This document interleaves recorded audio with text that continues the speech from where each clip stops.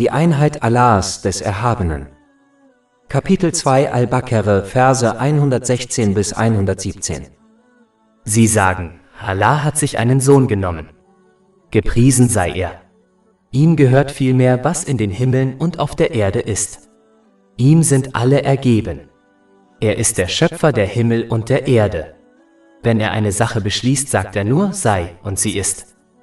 Allah, der Erhabene, kritisiert dann den Glauben der Christen und einiger Juden, die behaupteten, Allah, der Erhabene, habe einen leiblichen Sohn oder habe einen Menschen als seinen Sohn adoptiert. Kapitel 2 Al-Baqarah, Vers 116. Sie sagen, Allah hat sich einen Sohn genommen. Gepriesen sei er. Und Kapitel 9 At-Tawbah, Vers 30. Die Juden sagen, Esra ist Allahs Sohn, und die Christen sagen, der Messias ist Allahs Sohn. Das ist ihre Aussage aus ihrem Mund. Sie ahmen die Aussage derer nach, die vor ihnen ungläubig waren. Möge Allah sie vernichten. Wie können sie sich täuschen? Wie dieser Vers zeigt, beruht ihr ganzer Glaube auf nichts anderem als der blinden Nachahmung ihrer Ältesten. Ein Mensch muss es vermeiden, sich wie Vieh zu benehmen, das einander blind folgt, da dies sowohl in weltlichen als auch in religiösen Angelegenheiten zur Irreführung führt. Ein Mensch muss stattdessen seinen gesunden Menschenverstand benutzen, danach streben, nützliches Wissen zu erlangen und dann danach handeln, selbst wenn dies dem Verhalten und der Einstellung seiner Ältesten widerspricht.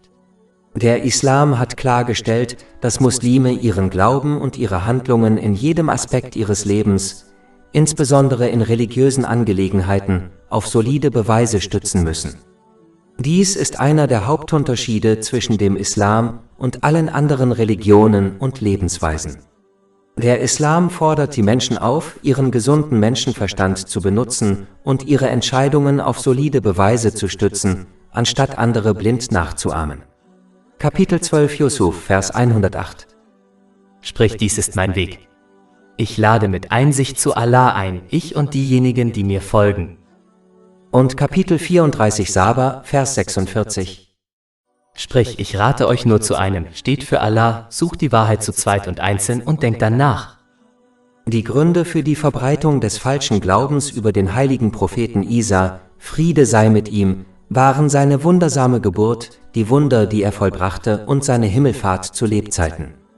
Der heilige Koran bestätigt die wundersame Geburt des heiligen Propheten Isa, Friede sei mit ihm, und beschreibt seine vaterlose Geburt eindeutig als Zeichen der unendlichen Macht Allahs des Erhabenen. Kapitel 3 Ali Imran, Vers 47. Sie, Maryam, möge Allah mit ihr zufrieden sein, sagte, mein Herr, wie soll ich ein Kind bekommen, wenn mich kein Mann berührt hat? Der Engel sagte, so ist Allah, er erschafft, was er will. Wenn er eine Sache beschließt, sagt er nur dazu, sei, und sie ist. Allah, der Erhabene, schuf den heiligen Propheten Isa, Friede sei mit ihm, ohne Vater, so wie er den heiligen Propheten Adam, Friede sei mit ihm, ohne Vater oder Mutter schuf. Diese Tatsache bedeutet nicht, dass sie göttlich sind. Kapitel 3 Ali Imran, Vers 59. In der Tat ist das Beispiel Jesu für Allah wie das von Adam. Er schuf ihn aus Erde. Dann sagte er zu ihm, sei, und er war. Es ist merkwürdig, dass die Christen glauben, der heilige Prophet Isa, Friede sei mit ihm, sei der Sohn Allahs des Erhabenen, da er ohne Vater geboren wurde. Aber sie glauben nicht, dass der heilige Prophet Adam, Friede sei mit ihm, der Sohn Allahs des Erhabenen ist, obwohl er ohne Vater oder Mutter geboren wurde. Ihrer Mentalität zufolge hat der heilige Prophet Adam, Friede sei mit ihm, mehr Recht, Sohn Allahs des Erhabenen genannt zu werden, als der heilige Prophet Isa, Friede sei mit ihm, doch sie behaupten dies nicht. Es ist merkwürdig, wie sie im Falle des heiligen Propheten Adam, Friede sei mit ihm, Logik und gesunden Menschenverstand anwenden, im Falle des heiligen Propheten Isa, Friede sei mit ihm, jedoch keine Logik oder gesunden Menschenverstand anwenden. Die Wunder des heiligen Propheten Isa, Friede sei mit ihm, wurden im heiligen Koran bestätigt. Dieser macht jedoch deutlich, dass der heilige Prophet Isa, Friede sei mit ihm, diese Wunder mit dem Willen der Erlaubnis und dem Befehl Allahs des Erhabenen vollbrachte. Wenn der heilige Prophet Isa, Friede sei mit ihm, göttlich wäre, bräuchte er weder den Willen noch die Erlaubnis Allahs des Erhabenen. Kapitel 3 Ali Imran, Vers 49. Und mache den Propheten Isa, Friede sei auf ihm, zu einem Gesandten für die Kinder Israels, der sagen wird: Wahrlich, ich bin mit einem Zeichen von eurem Herrn zu euch gekommen, indem ich für euch aus Lehm etwas entwerfe, das der Gestalt eines Vogels gleicht. Dann hauche ich ihm etwas an, und es wird mit Allahs Erlaubnis zu einem Vogel. Und ich heile die Blinden von Geburt an und die Aussätzigen, und ich mache die Toten lebendig, mit Allahs Erlaubnis. Und ich teile euch mit, was ihr esst und was ihr in euren Häusern aufbewahrt. Die Himmelfahrt des heiligen Propheten Isa, Friede sei mit ihm, zu Lebzeiten weist noch stärker auf die Macht Allahs des Erhabenen hin, als er den heiligen Propheten Isa, Friede sei mit ihm, auf diese Reise mitnahm. Wenn der heilige Prophet Isa, Friede sei mit ihm, göttlich gewesen wäre, hätte er diese Reise mit seiner eigenen angeborenen Kraft antreten können. Kapitel 3 Eli Imran, Vers 55. Erwähne, als Allah sagte: O Jesus, wahrlich, ich werde dich nehmen und dich zu mir erheben und dich von den Ungläubigen reinigen, das heißt befreien. Der heilige Koran sagt den Christen, dass der heilige Prophet Isa, Friede sei mit ihm, entgegen ihrer Überzeugung nicht gekreuzigt wurde. Derjenige, dessen Bild am Kreuz zu sehen war, war nicht der heilige Prophet Isa, Friede sei mit ihm, sondern jemand, der ihm ähnlich sah. Allah, der Erhabene, hatte den heiligen Propheten Isa, Friede sei mit ihm, zu diesem Zeitpunkt bereits gen Himmel erhoben. Kapitel 4 An-Nisa, Verse 156 bis 158. Und wegen ihres Unglaubens und weil sie Maria verleumdeten. Und weil sie sagten: Wir haben den Messias getötet, Jesus, den Sohn der Maria, den Gesandten Allahs. Und sie haben ihn weder getötet noch gekreuzigt, sondern er wurde ihnen ähnlich gemacht. Vielmehr hat Allah ihn zu sich erhoben. Der falsche christliche Glaube an die Kreuzigung des heiligen Propheten Isa, Friede sei mit ihm, also an seine Hinrichtung, ist an sich schon seltsam, da ein wirklich göttliches Wesen den Tod bei weitem nicht erfährt. Wenn ein Wesen sterben kann, kann es nicht göttlich sein. In Wirklichkeit negiert also ihr falscher Glaube an seinen Tod durch Kreuzigung ihren falschen Glauben an seine Göttlichkeit. Ein göttliches Wesen ist von Natur aus etwas, das sich selbst erhält, das heißt, es braucht niemanden, der es erhält. Wenn ein Wesen von jemand anderem erhalten wird, kann es nicht göttlich sein. Sowohl der heilige Prophet Isa, Friede sei mit ihm, als auch seine Mutter Mariam, möge Allah mit ihr zufrieden sein, waren keine göttlichen Wesen, da sie Nahrung von Allah, dem Erhabenen, benötigten, das heißt, sie waren keine sich selbst erhaltenden Wesen. Kapitel 5 Al-Maida, Vers 75. Der Messias, der Sohn der Maria, war nichts weiter als ein Gesandter. Vor ihm sind bereits Gesandte gestorben. Und seine Mutter war eine Anhängerin der Wahrheit. Sie pflegten beide Nahrung zu sich zu nehmen. Schau, wie wir ihnen die Zeichen klar machen, dann sieh, wie sie in die Irre geführt werden. Darüber hinaus kann niemand behaupten, dass die Engel als Götter gelten können, weil sie nicht essen. In Wirklichkeit werden sie auf andere Weise von Allah, dem Erhabenen, am Leben erhalten, sodass auch sie nicht selbsterhaltend sind. Die Tatsache, dass sie erschaffen wurden und sterben werden, genau wie der Rest der Schöpfung, reicht aus, um ihre Göttlichkeit zu leugnen. Ein biologisches Kind wird immer einige Eigenschaften mit seinen Eltern gemeinsam haben. Aber im Fall des heiligen Propheten Isa, Friede sei mit ihm, hat er keine Eigenschaften mit Allah, dem Erhabenen, gemeinsam. Tatsächlich hat er alle seine Eigenschaften mit anderen Menschen gemeinsam. Er wurde erschaffen, er wurde durch Nahrung und Wasser am Leben erhalten, er wird sterben und wieder auferstehen, genau wie alle anderen Menschen. Seine Eigenschaften reichen aus, um Göttlichkeit zu negieren. Die Römer, die das Christentum annahmen, führten das Konzept des heiligen Propheten Isa, Friede sei mit ihm, der Göttlichkeit in ihren Glauben ein, Konzepte, die sie aus ihrem früheren Glauben, dem Heidentum, übernommen hatten. Sie nahmen einen edlen und gesegneten heiligen Propheten, Friede sei mit ihm, und stellten ihn in die Nähe von Fabeln und Mythen wie Zeus, Herkules und Odin. Man braucht nur ein wenig gesunden Menschenverstand, um zu verstehen, dass ein Wesen, das erschaffen wurde, von jemand anderem erhalten wird und sterben kann, niemals göttlich sein kann, da diese Dinge der Qualität eines göttlichen Wesens widersprechen. Wie aus den wichtigsten Versen hervorgeht, hat Allah, der Erhabene, keinen Grund, ein Kind zu nehmen, da ihm allein die gesamte Schöpfung gehört, die nicht an andere weitergegeben werden kann. Ein erschaffenes Wesen wünscht sich ein Kind, damit es ihm hilft und es unterstützt, insbesondere in Zeiten der Schwäche und um es zu erben, wenn es schließlich stirbt. Keiner dieser oder anderer möglicher Gründe, ein Kind zu nehmen, trifft auf Allah, den Erhabenen, zu.